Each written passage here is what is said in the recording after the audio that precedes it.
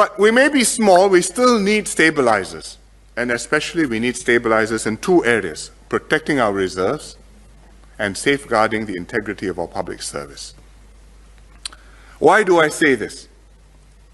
Because these are two critical elements that give us safety, security, assurance, and resources for the future. It's taken us decades to build up our foreign reserves. They are our oil in the ground.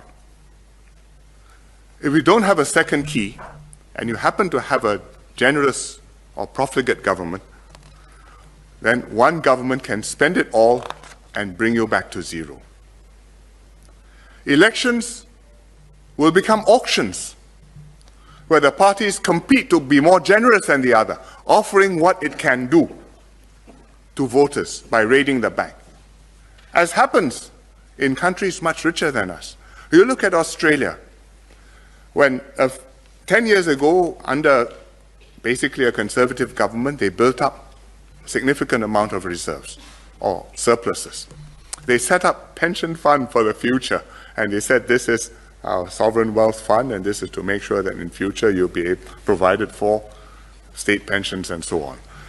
But then came elections, and both parties, whether in government or out of government, because of the dynamic of the situation, they had no choice. One side offers something, the other side offers more, and back and forth. It's an auction. Today, the funds for the future have disappeared. The country is in deficit. The commodities boom is over. The budgets cannot be settled.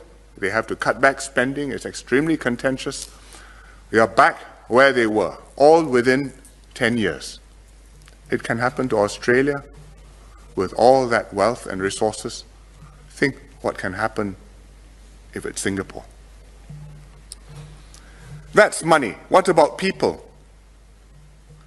The whole of our excellence in government, competence, the performance of the country depends on the integrity and the ability of the individuals in the key posts in the public service.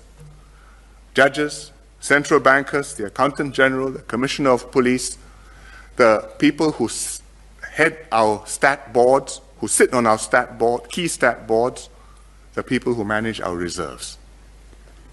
Once corrupt persons get into key positions, that's the end.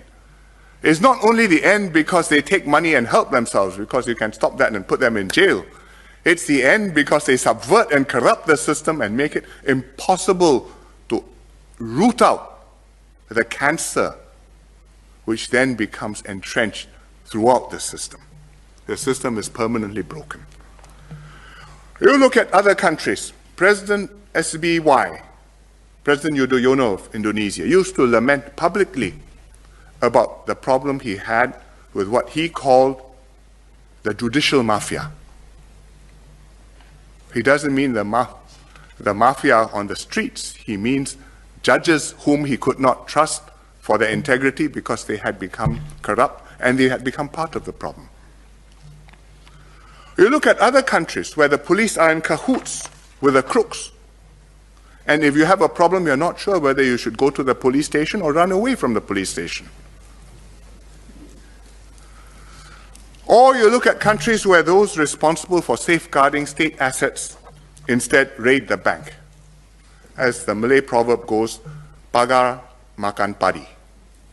You are the hedge, but you are eating the rice, which you are supposed to protect. To prevent this, or at least to make this harder, this system needs a second key. And the challenge is for us how to ensure this second key strengthens and stabilizes our system of government.